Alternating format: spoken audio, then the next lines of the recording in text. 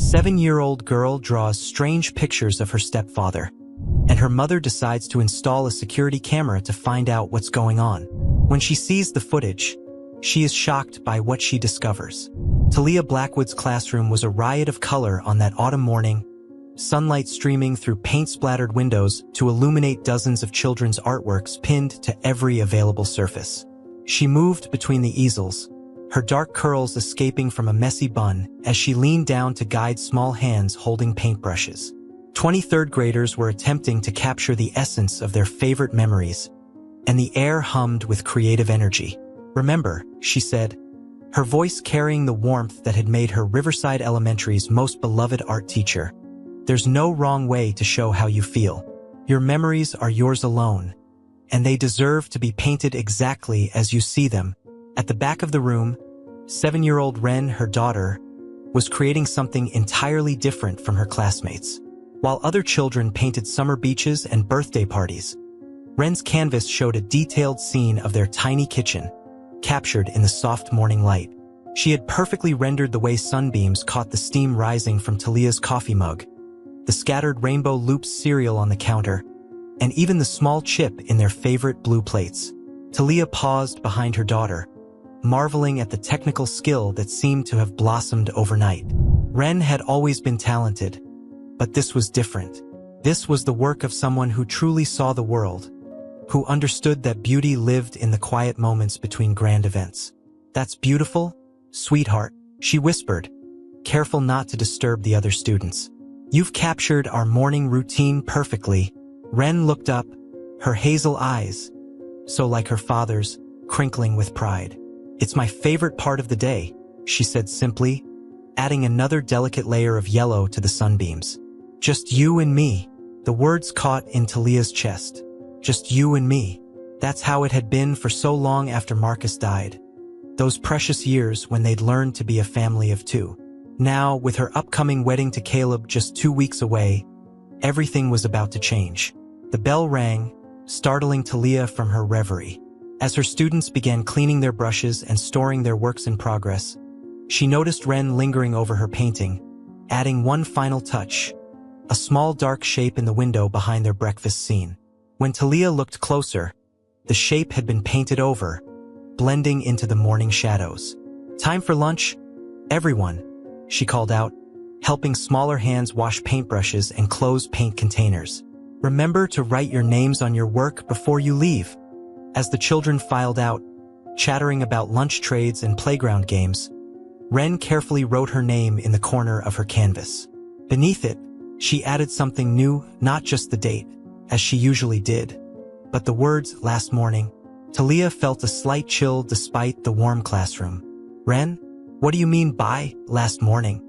Her daughter shrugged, suddenly interested in cleaning her paintbrush with unusual thoroughness. "It's just, after you marry Mr. Thorne, mornings will be different, right? It won't be just us anymore." Talia knelt beside her daughter, paint-stained hands finding Ren's smaller ones. "Hey, look at me, Firefly." It was their special nickname, born from Ren's love of catching the glowing insects in summer. "Yes, things will change, but some things never will. You and me, we're forever, no matter what." Ren nodded, but her eyes drifted back to the painting, to that shadowed window she'd tried to cover up. "Promise." "Cross my heart," Talia said, making the gesture that had sealed their most important promises since Ren was old enough to understand them. "Now go on to lunch. I heard they're serving those triangle pizzas you love." As Ren left, Talia found herself studying the painting again.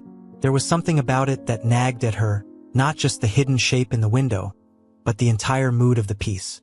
It was beautiful, yes, but there was also a sense of something ending, a farewell to their life of two captured in oils and watercolors. She shook off the feeling and began preparing for her next class. As she refreshed paint supplies and laid out new paper, her thoughts drifted to the first time she met Caleb Thorne at last year's school fundraiser. He'd been there representing his technology company, which was donating computers to the school. She remembered how he'd stopped at every student art display, asking thoughtful questions about each piece. When he reached Ren's display, a series of fairy tale illustrations, he'd spent almost 20 minutes discussing them with her daughter, treating Ren's artistic choices with the same respect he'd show an adult artist. That was what had first drawn her to him. His ability to treat children as people with valid thoughts and feelings, not just miniature adults in training. Over their year of dating, she'd watched him build a careful, patient relationship with Ren. He never pushed, never demanded instant acceptance.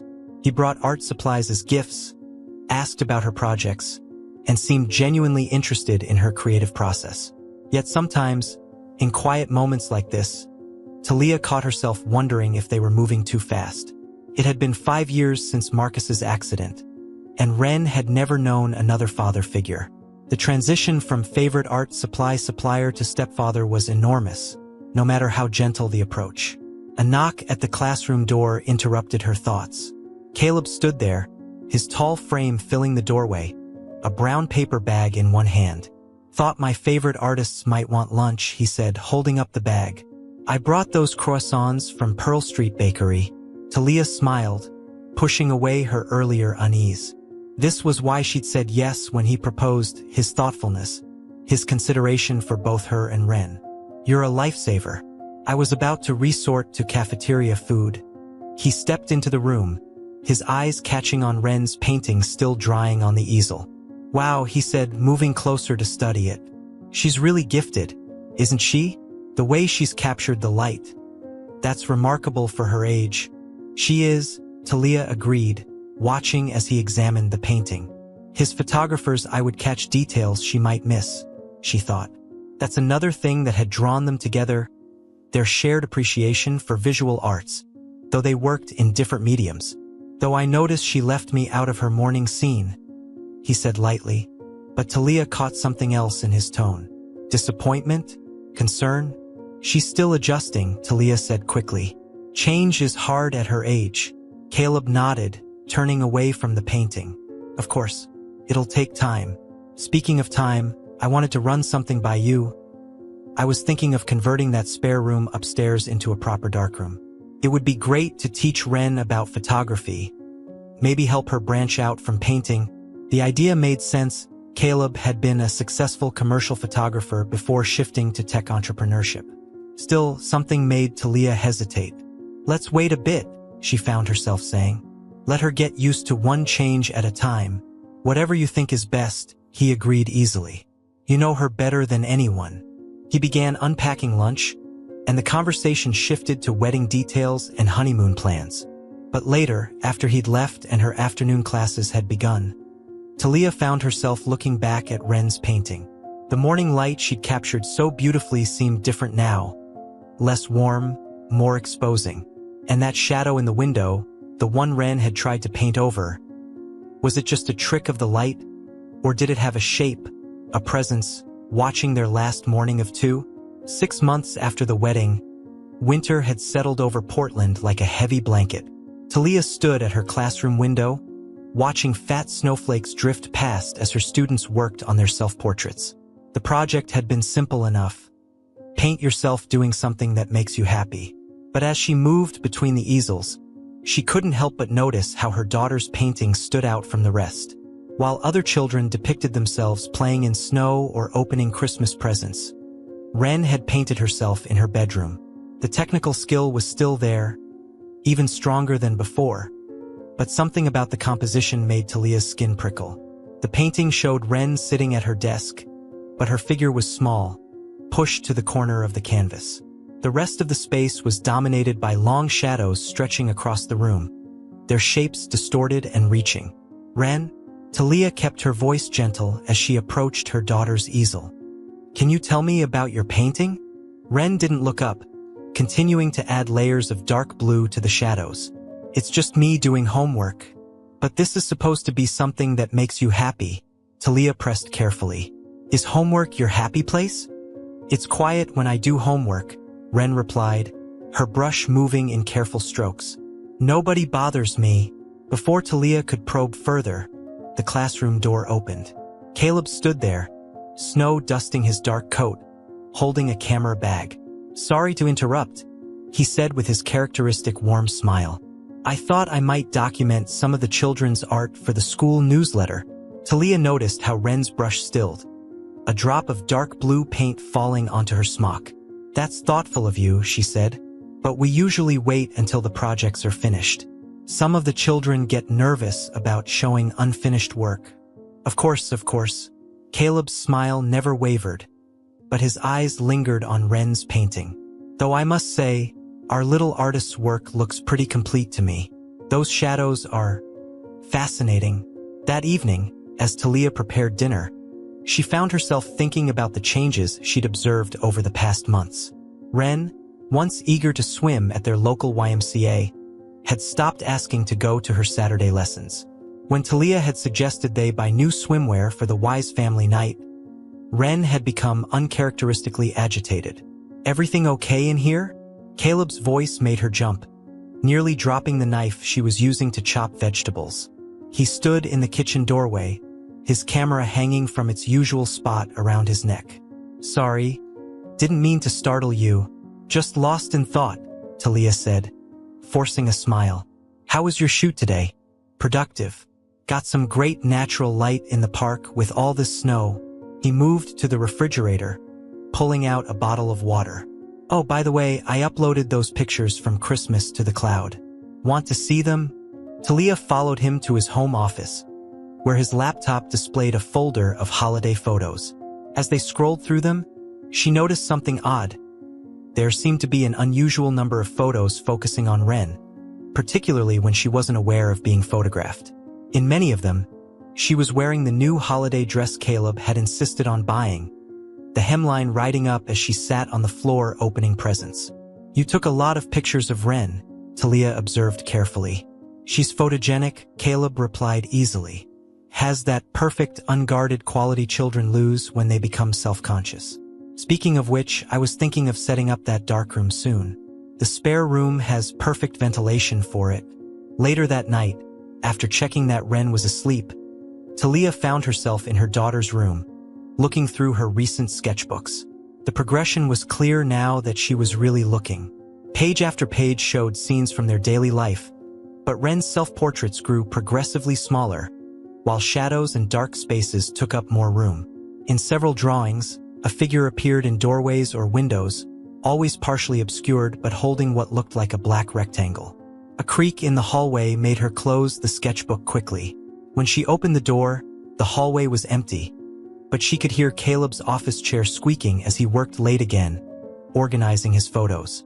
The next day at school, during her free period, Talia found herself reviewing old artwork from her students who had experienced trauma or stress. She kept careful notes over the years, noting how children's art often revealed what they couldn't or wouldn't say. Dark colors overwhelming bright ones. Small figures in large, threatening spaces. Hidden or partially obscured elements that appeared repeatedly. "Ms. Blackwood." She looked up to find Jules Chen, the school counselor, standing in her doorway. "I was hoping to talk to you about some of Ren's recent work." Talia felt her stomach tighten. "Come in, please." Jules sat down, placing several pieces of Ren's artwork on the desk between them. "These are from our weekly art therapy sessions. I noticed a significant shift in her expression over the past few months." She pointed to a drawing from October, just after the wedding. "Here." She's still using bright colors, though the composition is becoming more confined. "But look at this one from last week." The recent drawing showed what appeared to be a beach scene, but something was off about it. Ren had drawn herself in a swimsuit, standing rigid while a dark figure loomed behind her, half hidden behind what looked like a beach umbrella but could have been a camera on a tripod. "She said this was from a dream," Jules explained gently. "But Talia, Ren's never been to the beach with your new husband, has she?" Talia shook her head slowly. "No, we haven't had a beach day since before the wedding. She's barely wanted to go swimming at all lately." Children often process their anxieties through their art, Jules continued carefully. "Sometimes they show us what they can't tell us." "Has Ren mentioned anything about feeling uncomfortable or—" A knock interrupted them. Caleb stood in the doorway again, his camera bag over his shoulder. "Sorry to interrupt. I thought I'd surprise Ren by picking her up from school today. Had a shoot cancel on me." Talia quickly gathered up the artwork, feeling oddly protective of it. That's thoughtful of you, but she has her art therapy session with Ms. Chun after school today. Oh, right. His smile remained pleasant, but something flickered in his eyes. Another time then, though I've been thinking maybe we should scale back on the therapy. She seems to be adjusting well at home. After he left, Jules touched Talia's hand lightly. Talia, how often does your husband come to the school? The question made her think back over the past months. The camera club he'd volunteered to start, the newsletter photos, the surprise visits to her classroom. Each incident seemed innocent enough on its own, but strung together. That night, after Ren was asleep, Talia sat in her classroom late into the evening, spreading out months of her daughter's artwork in chronological order. The progression was undeniable now, the shadows growing longer, the figures in the background becoming more distinct, and in the most recent pieces, that dark rectangle, a camera, appearing more and more frequently. She pulled out her phone and opened her browser. Her fingers hovered over the keyboard for a long moment before she typed. Hidden cameras for home security. As she read through the options, she heard Ren's voice in her head. From all those months ago, just you and me, maybe it was time to find out what happened in their home when it wasn't just them anymore. The February wind howled outside Dr. Meridian Frost's office as Talia stared at the drawing placed carefully on the coffee table between them. Ren had created it during her last therapy session. A beach scene rendered with disturbing precision for a 7-year-old. The longer Talia looked at it, the more details emerged: the strange angle of the umbrella, the tense posture of Ren's figure in the swimsuit, and most troublingly, the careful attention paid to the shadow holding what was clearly now a camera. When did she make this? Talia's voice sounded distant to her own ears. Dr. Frost, a woman whose silver hair matched the winter sky outside, leaned forward in her chair. Tuesday afternoon. What strikes you about it? Everything. Talia's hands trembled slightly as she picked up the drawing. We live in Portland. It's the middle of winter. Ren hasn't worn a swimsuit since last summer at the Y. Before she suddenly quit her lessons, the realization hit her like a physical blow. Before Caleb started volunteering to drive her to swimming, Dr. Frost's voice remained steady, professional. I understand Caleb works in photography? Commercial photography before he moved into tech. He still does shoots sometimes. Talia set the drawing down, unable to look at it anymore.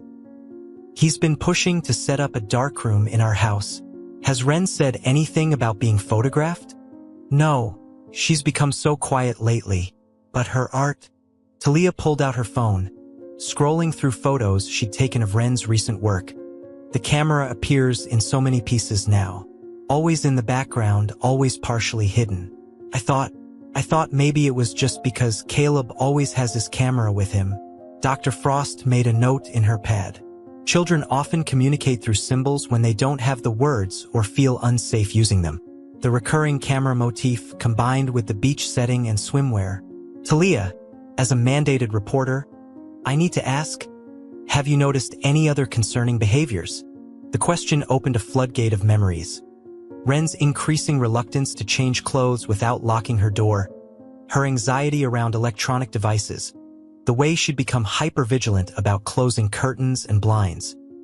Yes, so many things I should have questioned sooner.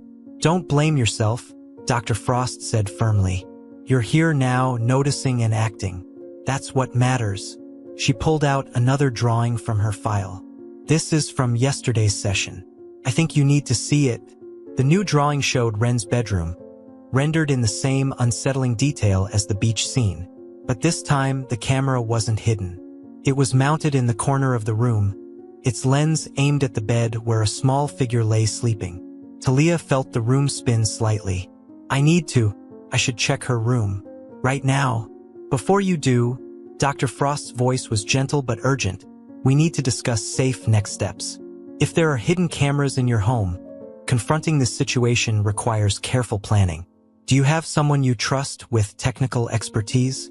Talia thought of Sage Winters, her best friend since college who now worked in cybersecurity. Yes, I do. Good. I'm going to give you some resources and contacts. Dr. Frost began writing on her notepad. But first, I want to show you something else in Ren's recent artwork that concerns me. She laid out several drawings in chronological order. Notice how the camera angles change over time. They start from doorways, then move to windows, then to hidden corners. There's a progression here that suggests escalating behavior. Talia forced herself to look at each piece, to really see what her daughter had been trying to tell her. In the earliest drawings, the camera was barely noticeable, just a suggestion of a shape in the background. But in each subsequent piece, it became more prominent, more invasive. There's something else, Dr. Frost said, pointing to the most recent pieces.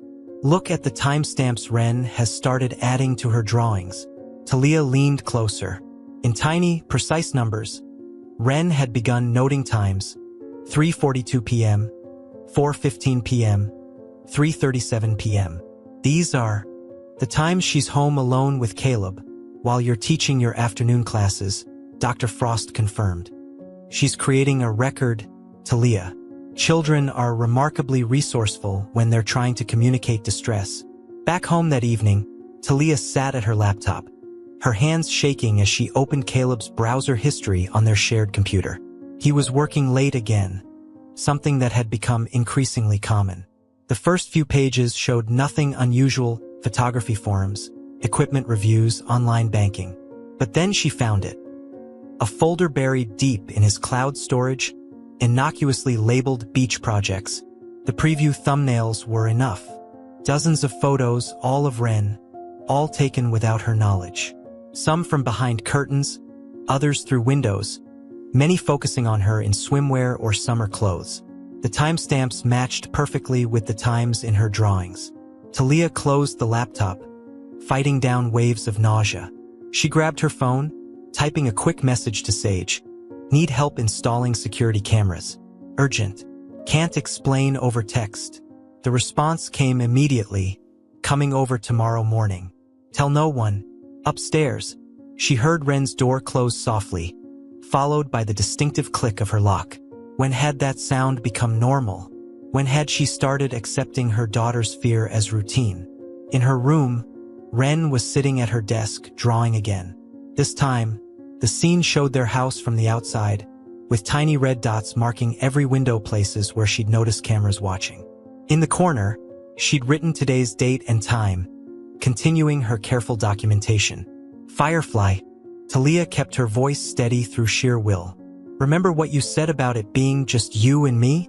Ren nodded without looking up from her drawing. Soon, Talia promised, her hand finding her phone in her pocket where Sage's message waited. Very soon, the cameras need to be completely undetectable, Sage Winters whispered as she unpacked her equipment on Talia's kitchen counter. It was 5:30 a.m., and weak winter light was just beginning to creep through the windows. If he's as tech-savvy as you say, he'll be looking for them. Talia watched her friend's efficient movements as she tested each tiny device. Sage had arrived wearing what she called her weekend mom disguise yoga pants and a bright purple sweater that completely belied her usual all-black cybersecurity aesthetic. If anyone saw her arriving, they'd assume she was just another mom coming for early morning coffee. How long will setup take? Talia asked, keeping her voice low. Upstairs, both Ren and Caleb were still asleep. 2 hours max. These are top-of-the-line micro cameras with direct cloud upload. Even if he finds them, the footage is already secured off-site. Sage paused, her dark eyes serious. Talia, are you sure about this? Once we start, there's no going back. In answer, Talia pulled out Ren's latest drawing from her teaching folder. She'd found it yesterday, carefully hidden between homework assignments. The scene showed their living room, but from a high angle, as if viewed through a lens mounted near the ceiling. In the corner, Ren had written, "He watches even when he's not here." Sage studied the drawing, her expression hardening. Okay, let's get started. First camera goes in the main living area. Show me where he usually sets up his equipment. They worked methodically through the house, placing cameras in every common area. Sage chose angles that would cover the most space while remaining invisible to casual observation. Each device was smaller than a dime, disguised to blend perfectly with smoke detectors, light fixtures, and cabinet corners. What about upstairs? Sage asked as they finished the ground floor. He's been pushing to convert the spare room into a darkroom, Talia said. Claims it's for teaching Ren photography. That room definitely needs coverage. Sage pulled out what looked like a regular power strip. This one has 3 cameras built in. We'll catch every angle. As they climbed the stairs, a floorboard creaked. Both women froze, but the house remained silent. Through Ren's door, they could hear her soft, regular breathing. Talia checked her watch, 6:45 a.m. Caleb usually woke at 7:30. The spare room was still mostly empty, though Talia noticed photography equipment had begun appearing. Light stands, backdrop rolls, a professional tripod. In the corner, a high-end laptop sat connected to several external hard drives. Talia, Sage's voice was tight. Look at this setup. The way it's positioned, it's designed for portraits. Professional-grade stuff. He said it was for product photography, Talia whispered, but the words felt hollow now. Sage shook her head, pointing to the backdrop configuration. This is meant for full-body shots. She pulled out her phone, taking pictures of the serial numbers on the equipment. I'm running these through our database at work. If he's part of any known networks. A door opened down the hall. Footsteps, too heavy to be Ren's. Morning workout, Talia mouthed silently. Caleb's daily routine. They slipped out of the spare room just as Caleb emerged from the master bedroom, wearing running clothes. He startled slightly seeing them. Oh, Sage, right? His smile was perfect, practiced. Early morning visit. Just catching up before work, Sage replied smoothly. Talia makes the best coffee in Portland. She certainly does. His eyes flickered to the stairs behind them. Heading out for my run. Don't want to interrupt girl time. They waited until the front door closed before breathing again. He's good, Sage muttered. That smile never even twitched. How long is his usual run? 45 minutes exactly. He's very precise about his schedule. Then let's finish up. I want to check his computer before he gets back. Back in the spare room, Sage plugged a small device into Caleb's laptop. Basic keylogger. It'll track everything he types, every site he visits. She hesitated. Talia, when you found those photos, were they encrypted? I think so. The previews were visible, but I couldn't open the actual files. Smart. He's covering his tracks. Sage's fingers flew over her own laptop. I'm setting up alerts. Anytime he accesses certain keywords or types of files, we'll know. The cameras will start recording automatically when he enters any room. And a small sound at the door made them both turn. Ren stood there in her unicorn pajamas, eyes wide as she took in the scene. Hey Firefly, Talia said softly. You're up early. Ren's eyes fixed on Sage's equipment, understanding flickering across her face. Are you watching him back? The question hung in the air, heavy with implication. Sage and Talia exchanged glances. Yes, Talia said finally. We are. Is that okay?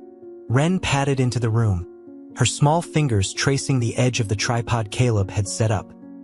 He puts his camera here, she said quietly. Says it's for teaching me photography. But I don't want to learn anymore. Sage's hands stilled on her laptop. Has he taken pictures of you in here, sweetie? Ren shook her head. Not yet. He says the room isn't ready. But soon, she drifted to her mother's side, pressing close. I drew it. What he wants to do. Do you want to see? From her pajama pocket, she pulled out a folded paper. The drawing showed the spare room transformed. Backdrop hung, lights positioned, camera ready. In the center, a small figure stood in what looked like summer clothes, surrounded by watching eyes drawn in every corner. When? Talia asked, her voice barely a whisper. He said after the darkroom is finished. Next week. He bought new clothes for the pictures. Ren's voice got very small. I don't want to wear them.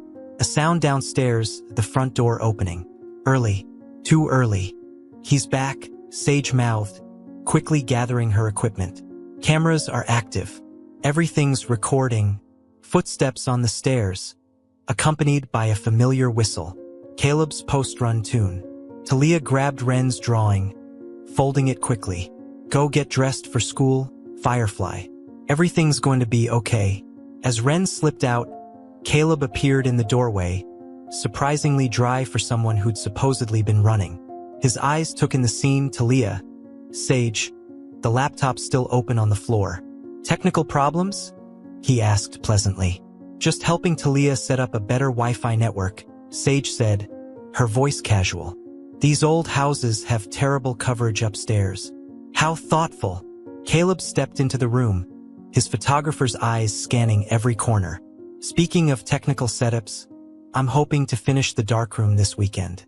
Got some special projects in mind. Actually, Talia heard herself say, I've been thinking, maybe we should wait on the darkroom. Focus on getting Ren through the school year first. Something flickered behind Caleb's eyes there and gone so fast she might have imagined it.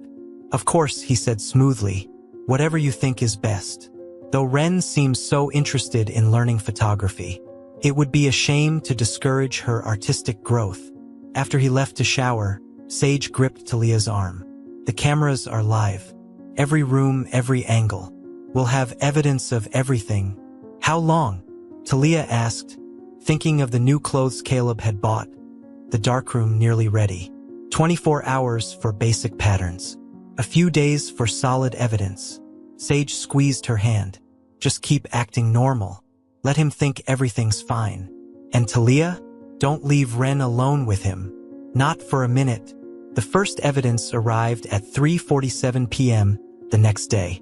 Talia was in the middle of her afternoon art class when her phone buzzed with Sage's coded message. Coffee tomorrow. Lots to discuss. Their predetermined signal that the cameras had caught something significant. Through the remaining hour of class, Talia maintained her composure while helping students with their projects, all the while hyper-aware of her phone's weight in her pocket. She'd arranged for Ren to stay after school for an extended art therapy session with Dr. Frost. There was no way she'd leave her daughter at home alone now. At 5 p.m. sharp, she arrived at Sage's small house in the East End. Her friend's usual immaculate home office had been transformed into what looked like a surveillance center, with multiple monitors displaying different areas of Talia's house.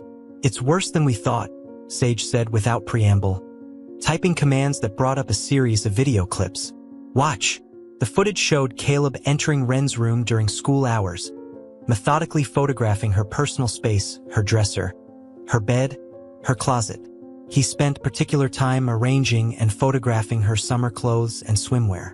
But what chilled Talia most was his expression. Completely neutral, as if cataloging inventory. He's been uploading everything to an encrypted cloud server, Sage continued, pulling up data streams. I managed to trace some of his network activity. He's part of a private group that shares content. They use sophisticated security measures, but they got sloppy with their metadata. Talia felt her throat constrict. How long? The earliest traces I found date back to just after your wedding. Small things at first, photos taken at family events, casual shots that could seem innocent. But the timestamps on his uploads match perfectly with Ren's drawings. She was documenting everything without even realizing it. A new alert popped up on one of the monitors. Caleb had returned home early again. He's been breaking his routine more often, Sage noted, pulling up the live feed. Watch how he checks the angles of the rooms, looking for cameras. He knows something's different. On screen, Caleb moved through the house with practiced efficiency, his photographer's eye scanning every corner. He paused in the spare room, now nearly set up as a darkroom, and made a call. Thanks to the hidden microphones, his voice came through clearly. Everything's ready for the weekend. We'll have at least 3 hours while she's at her teaching conference. Yes, the lighting setup is professional grade. Trust me, the results will be worth the wait. Talia's hands clenched into fists. I'm not going to that conference. I already told the school I'm sick. Good. Sage pulled up another window filled with code. Because look what I found in his cloud storage. He's been researching remote vacation rentals, all with private pools. Planning ahead for summer photo shoots. New footage appeared on the main screen. Caleb in the master bedroom, accessing a hidden panel behind their dresser. Inside was a collection of memory cards and a small notebook. "I need to get to that panel," Talia whispered. "Already ahead of you." Sage handed her a small device. "Hidden camera detector. Use it to make sure he hasn't placed his own cameras in your bedroom. When he leaves for his meeting tonight, we'll access the panel." They watched as Caleb went through his evening routine with mechanical precision. At 7 p.m., he left for what he claimed was a business dinner. The moment his car pulled away, Talia and Sage moved. The panel contained exactly what they'd seen in the footage, plus something else. A small diary written in Caleb's precise handwriting, detailing his plans and connections with disturbing clarity. "This is it," Sage said, photographing every page. "This plus the surveillance footage. It's enough." A new message pinged on Sage's laptop. An alert from one of Caleb's monitored accounts. He was buying photography equipment, more lights, new memory cards, and something that made Talia's blood run cold. A set of child-sized swimwear. "The darkroom will be finished tomorrow," Talia realized. "He's not waiting for the weekend." "No, he's not." Sage was already dialing a number. "Which is why I'm calling in the cybercrimes unit now. I've worked with them before. They'll move fast." As Sage spoke with her contact, Talia checked her phone. A text from Dr. Frost had arrived, concerning session today. "Ren drew something you need to see immediately." Attached was a photo of Ren's latest drawing. It showed the spare room fully set up as a studio, with dates and times listed in the corners, tomorrow's dates. But it was the details that made Talia's hand shake. The exact layout of lights and cameras matched the equipment Caleb had just purchased. "Sage," she interrupted, showing her the drawing. "We don't have until tomorrow." Understanding flashed across Sage's face. She spoke rapidly into her phone, then turned to Talia. "They're mobilizing now." "But Talia, he'll be home in less than an hour." "I need to get Ren," Talia said, already moving toward the door. "She's at my sister's house. I'm not bringing her back there." "No, you're not," Sage agreed, grabbing her equipment. "Because tonight's the night we end this. The police will be in position before he returns. We've got everything we need, the evidence, the diary, the network connections. He's not getting near her again." As they drove through the darkening streets, Talia thought about all the signs she'd seen but hadn't understood. The changes in Ren's artwork, her growing silence, the way she documented everything in her drawings, creating evidence in the only way she knew how. Her phone buzzed with a text from Caleb. "Meeting ended early. Heading home to finish setting up the darkroom. Don't wait up. Drive faster," she told Sage, thinking of all those memory cards, all those planned photo shoots that would never happen now. Thanks to her daughter's quiet courage and careful documentation, they had caught him just in time. But as they turned onto her sister's street, another text came through. This one made her blood freeze. "Stopped by your sister's to surprise Ren with some new art supplies.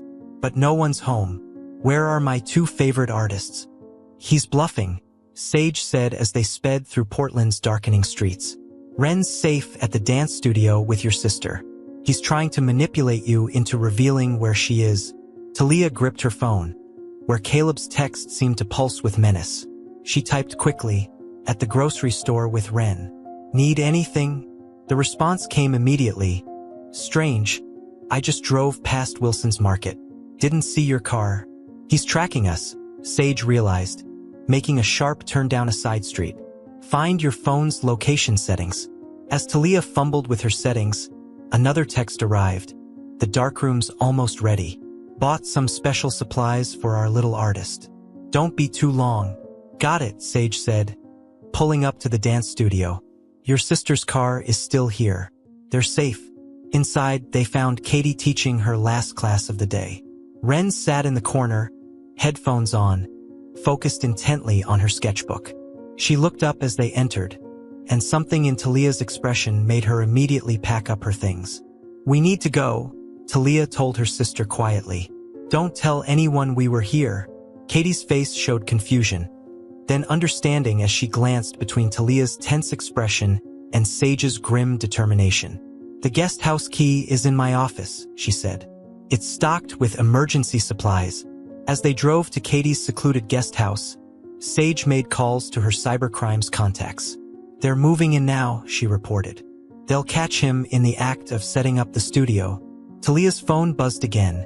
Found Ren's summer clothes box in the attic, bringing it down for sorting. Shame to waste such nice outfits. The implications made her stomach turn. But then Ren spoke up from the back seat. "That's not true." "What do you mean, Firefly?" "My summer clothes aren't in the attic," Ren said, her voice small but certain. "They're in the blue box under my bed. I drew it in my diary so I wouldn't forget." Talia and Sage exchanged looks. "He's trying to get us to come home," Sage said, "making us think he's about to find something he hasn't accessed yet." But Ren wasn't finished. "He already took pictures of all my summer clothes," she continued, opening her sketchbook. "Last week. I drew it." The page showed her room from a high angle, with Caleb methodically photographing clothes laid out on her bed. In the corner, she'd written the date and time with her usual precision. "Smart girl," Sage murmured. "You documented everything, didn't you?" Ren nodded. "Miss Frost said it's important to keep track of things that feel wrong. So I drew them all." They reached Katie's guest house, a small cottage set back from the main road. As soon as they were inside, Sage set up her laptop, connecting to the surveillance feeds from Talia's house. The cameras showed Caleb moving with increasing agitation through the house. He wasn't even trying to hide his actions now, pulling out photography equipment and setting up lights in the spare room with frantic energy. "Look at his face," Sage said. "He knows something's wrong. He's accelerating his timeline." On screen, Caleb pulled out his phone and made a call. Thanks to the hidden microphones, they could hear both sides of the conversation. "They're not here. No, something's wrong. The kid's been drawing everything. Should have confiscated her sketchbooks weeks ago. Yes, all the equipment's ready. But, no, I can't wait. If they've figured it out." He paused, listening. The backup drives? Already secured. But the new material was supposed to be... Yes, I understand the value, but... Ren had drifted to the window, her sketchbook clutched tight. "Mom? Can I draw what I see from here?" "Of course, Firefly." As Ren settled with her art supplies, Sage's phone lit up with messages from her cybercrimes contact. "They're in position," she reported, "just waiting for him to access the drives. They need to catch him with the evidence." On screen, Caleb paced the spare room, his photographer's precision crumbling into nervous energy. He made another call. "The shoots are canceled. All of them. Something's wrong." "No, you don't understand. The mother's an art teacher. She knows how to read kids' drawings. Yes, I know the value of the summer series, but..." Suddenly, he stopped pacing. The camera caught his expression changing as he looked at something on his phone. "What is it?" Talia asked. "He's accessing the cloud drive," Sage said, watching data streams on her laptop. "Trying to delete everything." Too late came a new voice. Detective Sarah Chun from Cybercrimes had joined their group chat. "We've got it all. Moving in now." On screen, they watched Caleb freeze at the sound of police sirens. His mask of calm control shattered completely as he ran to the master bedroom, pulling out the panel behind the dresser. But as he reached for the hidden drives, the front door burst open. "It's over," Sage said softly, closing her laptop to shield Ren from the scene. "They've got him." Talia went to where Ren sat by the window, still drawing. The page showed the guest house from the outside, but something was different about this drawing. For the first time in months, there were no shadows lurking in the corners, no hidden cameras, no tense figures or dark spaces. Instead, she'd drawn herself and Talia in the window, surrounded by protective circles of bright colors. In the corner, she'd written the date and time as usual, but underneath, she'd added something new. "Just us again." "Yes," Talia whispered, holding her daughter close. "Just us." Her phone lit up with a message from Detective Chun. "Evidence secured. Multiple devices seized. He's in custody. The network connections alone. This goes deeper than we thought. We'll need to talk tomorrow, but for tonight, you're safe." Both of you. Outside the guest house window, the first snow of the evening began to fall, covering everything in clean, bright white. Detective Sarah Chen's office at the Portland Police Department's Cybercrimes Unit was nothing like the stark interrogation room seen on television. Instead, the walls were painted in soft blues and decorated with children's artwork, a deliberate choice, she explained, to help young victims feel safe when giving statements. Ren's drawings are remarkable, Detective Chen said, carefully laying out the sketchbooks in chronological order. She created a perfect timeline without even realizing it.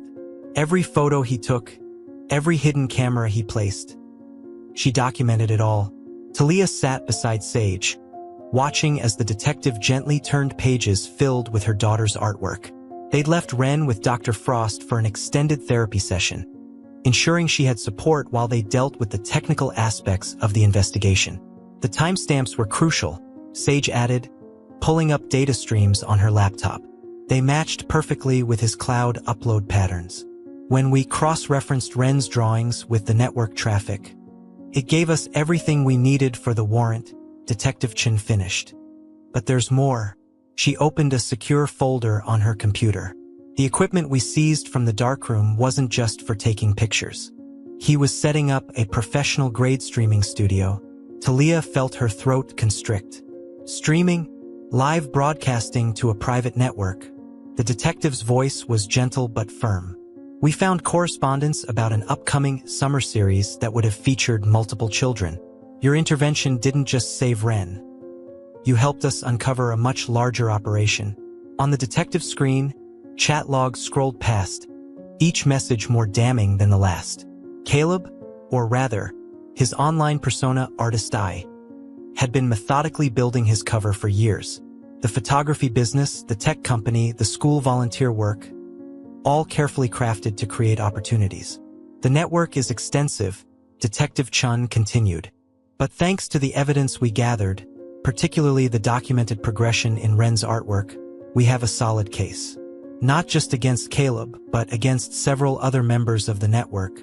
Sage's laptop pinged with a new alert. They've just finished the preliminary analysis of his cloud storage. The encryption was sophisticated, but... She paused, reading. They found folders dating back years. Other children, other schools, were reaching out to potential victims, the detective assured them.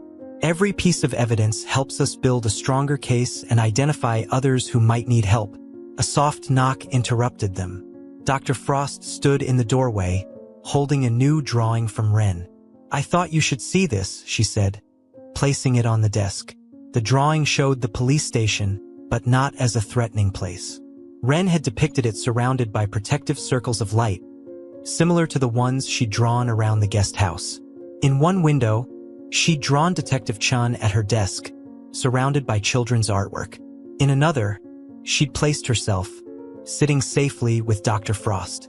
She's processing, Dr. Frost explained, using her art to understand that these are safe spaces, safe people. It's a significant step. Detective Chen studied the drawing closely. The detail is incredible. Look at how she's drawn the security cameras, not as threatening objects anymore, but as protective elements. She's beginning to understand the difference between surveillance that hurts and surveillance that helps. Talia thought of all the drawings they'd found hidden in Ren's room after Caleb's arrest, dozens of pieces documenting his escalating behavior. She was so careful with the details. Even when she didn't understand what she was seeing, she recorded everything. Children often communicate what they can't verbalize, Dr. Frost said. In Ren's case, her artistic talent became a tool for preserving evidence. But now, she pulled out another drawing. Look at what she created this morning. This piece showed Ren's new bedroom at Katie's guest house. The composition was radically different from her recent work, open, bright, with no shadows or hidden figures. She'd drawn herself at an easel, creating colorful paintings. The details were still precise, but they captured joy instead of fear. We'll need her to testify, Detective Chen said gently. But not for a while, and we'll do everything possible to make it easier. Video statements, written testimony through her artwork. Whatever works best for her. Sage's laptop chimed again. They've finished the first round of arrests, she reported. 3 other members of the network taken into custody. The evidence chain from Caleb's devices led straight to them. And Caleb? Talia asked. Denied bail, Detective Chun confirmed. The evidence was too overwhelming. The diary we found behind the dresser, the surveillance footage, the network connections, and most importantly, Ren's detailed documentation. No judge would risk releasing him. A commotion in the hallway drew their attention. Through the office window, they could see other detectives rushing past, phones ringing urgently. More arrests, Detective Chun explained. Every device we seized leads to new connections. It's like pulling threads. The whole network is unraveling. Dr. Frost checked her phone. Ren's asking for you, Talia. She wants to show you her new painting. Go, Detective Chun said. We've got everything we need for now. She hesitated. Thank you, both of you. Cases like this, they don't always end this way. If you hadn't noticed the signs in her artwork, if you hadn't acted when you did. Don't, Talia said quietly. I can't think about what could have happened. Then think about this instead, Dr. Frost suggested, pulling out one final drawing. It showed a classroom, Talia's art room, filled with children painting. In the corner, Ren had written, When I grow up, I want to teach art like Mom, to help other kids tell their stories. That's what matters now, Detective Chun said softly. Not what could have happened, but what will happen. She's safe, she's healing, and her art is becoming what it should be. Not evidence of trauma, but expressions of hope. As they left the station, snow was falling again, coating the city in fresh white. Talia thought about Ren waiting at Dr. Frost's office, probably already working on her next painting. Thanks to her careful documentation and quiet courage, she'd not only protected herself but helped uncover a network that had hurt other children. Now, she was free to use her art for what it was meant to be, not a cry for help, but a celebration of life. Her phone buzzed with a text from Katie. Ren's got her easel set up by the window. Says she's painting the snow, making everything clean and new. Clean and new. Yes, Talia thought. That's exactly what they needed. The interrogation room's fluorescent lights cast harsh shadows as Detective Chun laid out the evidence one piece at a time. Caleb Thorne sat across the table, his photographer's composure cracking under the weight of what confronted him. Dozens of Ren's drawings, each meticulously dated and time-stamped, arranged in perfect chronological order alongside surveillance stills and data logs. It's remarkable, Detective Chun said, her voice professionally neutral. How a 7-year-old's artwork could be so precise. Every camera placement, every hidden angle. She captured it all. Caleb's lawyer shifted uncomfortably, but remained silent as the detective continued placing evidence on the table.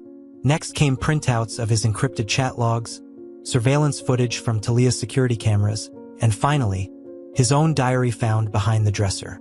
Your Honor, the prosecutor addressed the judge presiding over the bail hearing. The evidence demonstrates not only the defendant's actions but his intentions for escalation. The darkroom setup, the scheduled summer series, the network connections, all documented through multiple sources, including the victim's own drawings. From her place in the courtroom, Talia watched as Caleb's carefully constructed facade finally shattered. His lawyer had advised against speaking, but he suddenly couldn't seem to help himself. They're just drawings, he burst out. Children draw things all the time. You can't.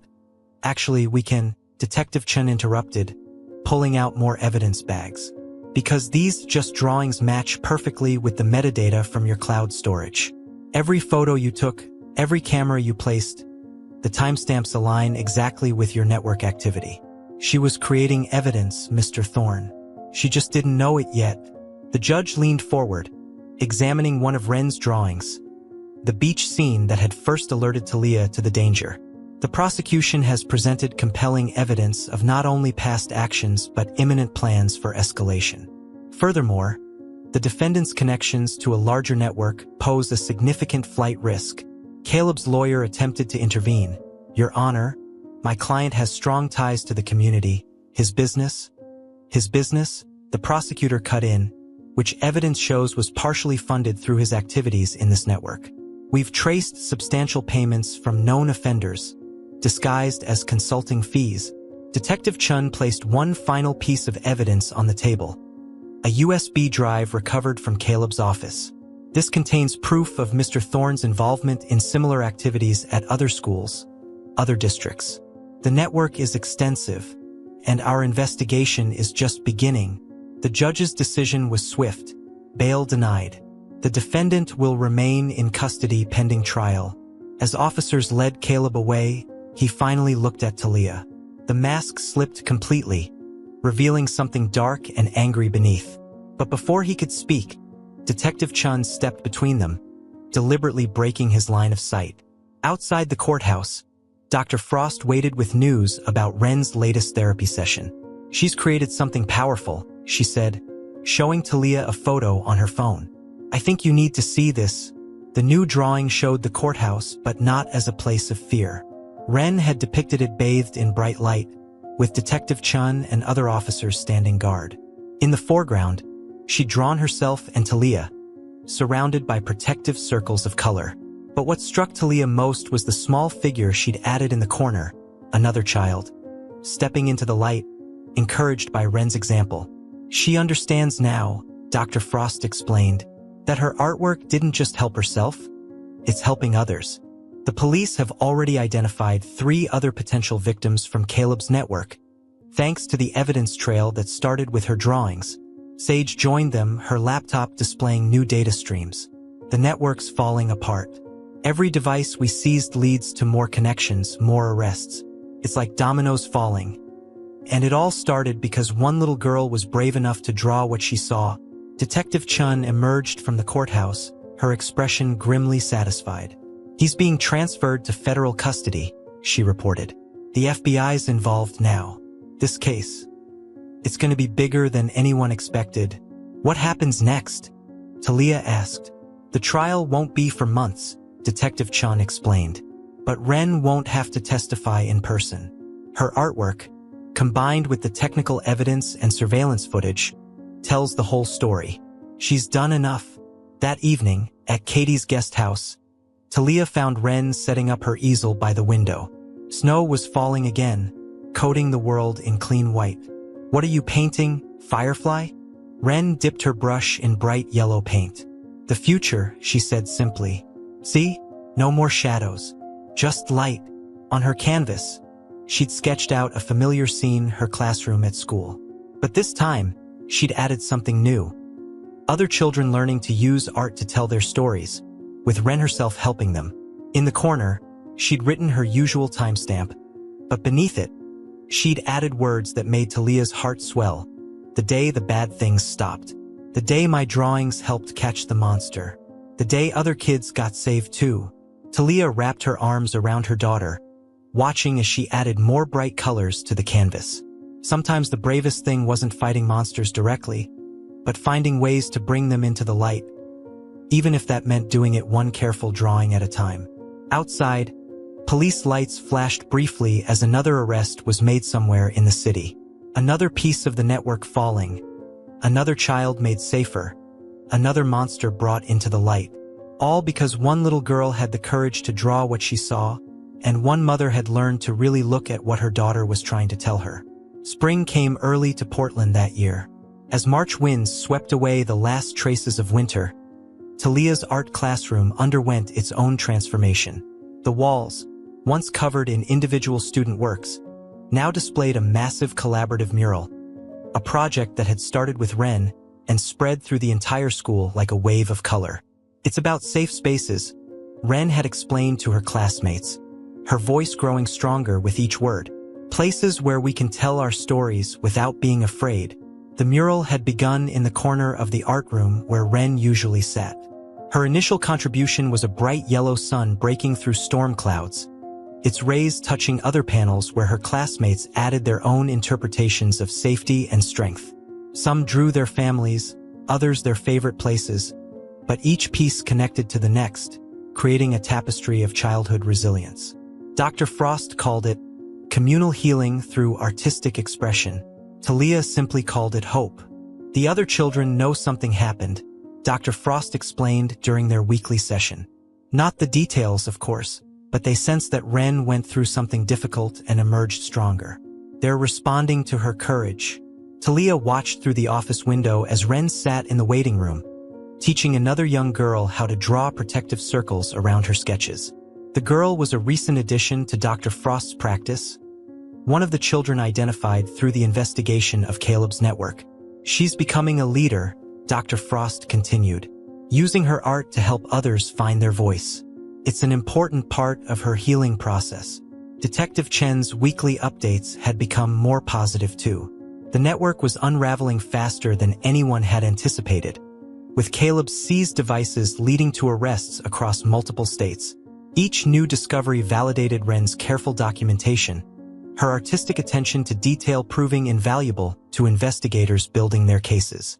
"Your daughter's drawings are still helping us," the detective had said in their last meeting. "We're using them to train officers about how children might communicate trauma through art. She's changing how we approach these cases." At Riverside Elementary, Principal Howard had implemented new programs based on their experience. Art therapy sessions became available to all students. Teachers received training in recognizing concerning changes in children's artwork. And most importantly, a new policy required thorough background checks for anyone volunteering with children. No exceptions, no matter how charming or well-connected they seemed. Sage had helped too, designing a security system for the school that protected without frightening. Cameras were visible and clearly marked, their presence explained to students as tools for safety rather than surveillance. "Like the protective circles in your drawings," she told Ren. "Technology can shield as well as harm." The changes rippled outward. Other schools in the district began adopting similar policies. Parents attended workshops about recognizing warning signs in children's behavior and artwork. And through it all, Ren continued to paint, her art evolving from evidence into inspiration. "Mom," Ren's voice drew Talia from her thoughts.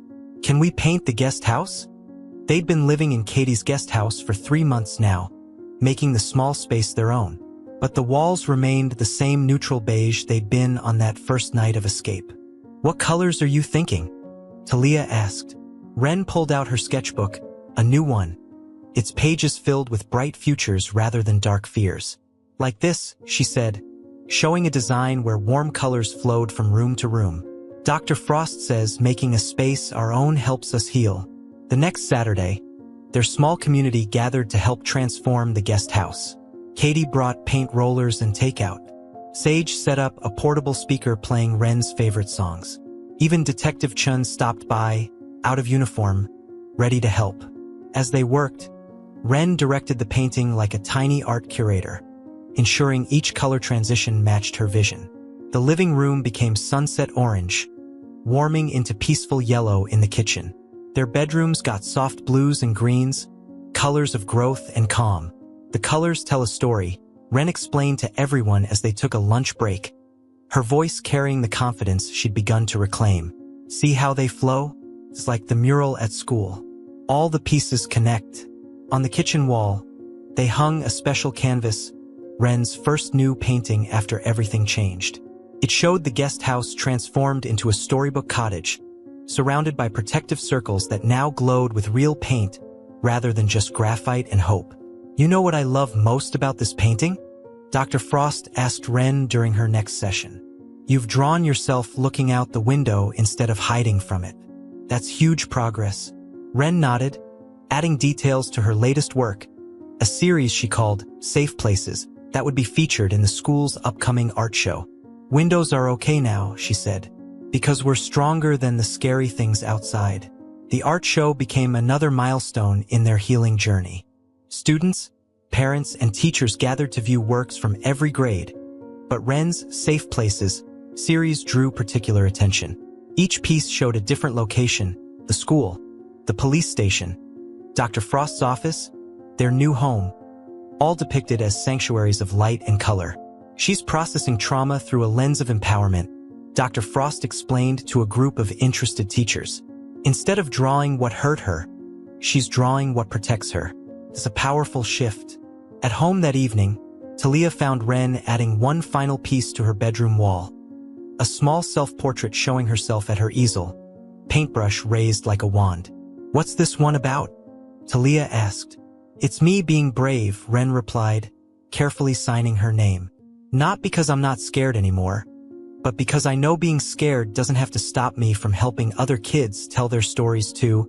Through the window, spring rain washed the world clean, and Ren's protective circles, now painted in real pigments on real walls, glowed in the gathering dusk, no longer just symbols of hope, but proof of promises kept. 6 months after Caleb's arrest, the Portland Art Museum's Children's Gallery hosted an unusual exhibition titled Through Their Eyes. Children's art as voice and vision.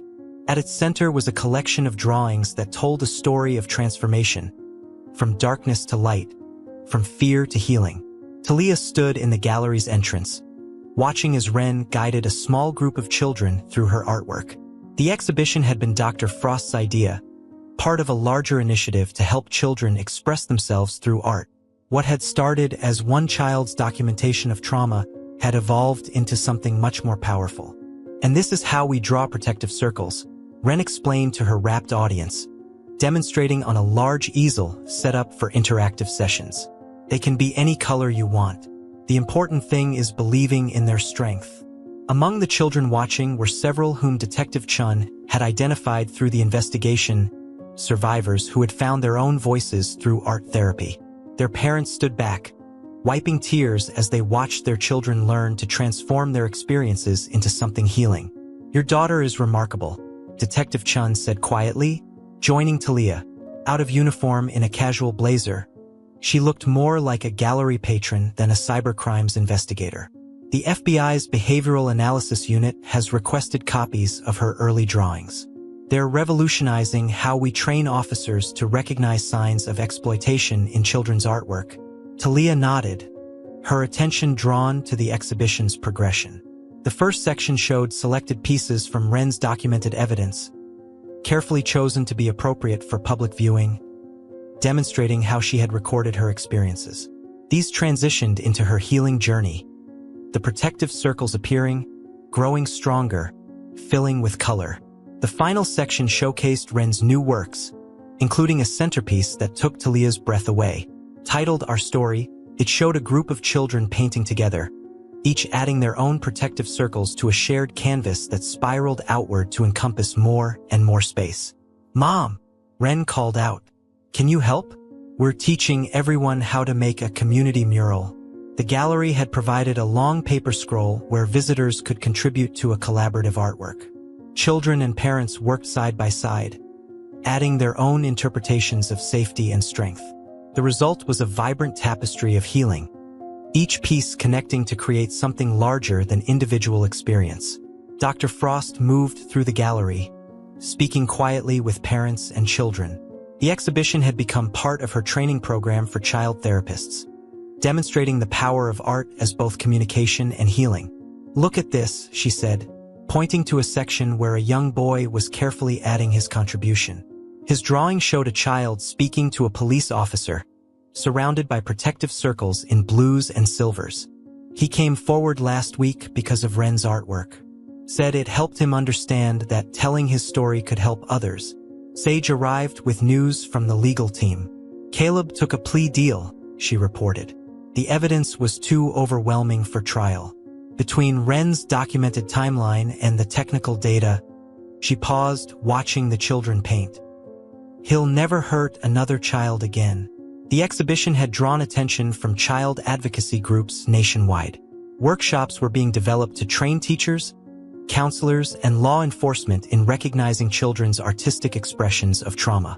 What had begun as one child's brave documentation was becoming a movement. "Ms. Blackwood," a quiet voice interrupted Talia's thoughts. A woman stood nearby, her daughter half hidden behind her. "My Emily. She has something for Ren." Emily, who Talia recognized as one of the children identified in the investigation, stepped forward with a painting. It showed two girls painting together, surrounded by protective circles in every color of the rainbow. "I drew us," Emily told Ren shyly, "because you taught me how to make the circles work." Ren hugged her friend, then promptly led her to the community mural. Soon, both girls were absorbed in adding a new section together, their artwork flowing seamlessly into the larger piece. Later that evening, As they prepared to close the exhibition for the day, Talia found Ren adding one final touch to her section of the community mural. In careful letters, she wrote, "Art tells the truth even when we're scared to say it out loud. Ready to go home, Firefly?" Talia asked. Ren nodded, gathering her art supplies. Their new home, a sun-filled apartment near the art museum, awaited them. Its walls were covered in Ren's latest works. Bright landscapes, joyful scenes of children playing, and yes, protective circles that had evolved from desperate hope into celebrations of strength. "Mom," Ren asked as they walked through the peaceful evening streets. "Remember when you said my drawings helped catch the monster?" "I do. Well, I've been thinking, maybe that's what I want to do when I grow up, teach art to kids who need to tell their stories. Like how you teach me, and how I'm teaching Emily." Talia squeezed her daughter's hand. "I think that's perfect." At home, Ren went straight to her easel by the window. The setting sun painted Portland's skyline in brilliant colors, and as Talia watched, her daughter began to capture that light on canvas. No hidden shadows, no lurking fears, just pure, radiant color spreading across the page like hope made visible. On the wall beside her hung the first drawing she'd made in their new home, framed as a reminder of how far they'd come. It showed mother and daughter standing together, surrounded by protective circles that now glowed with the strength of promises kept and fears overcome.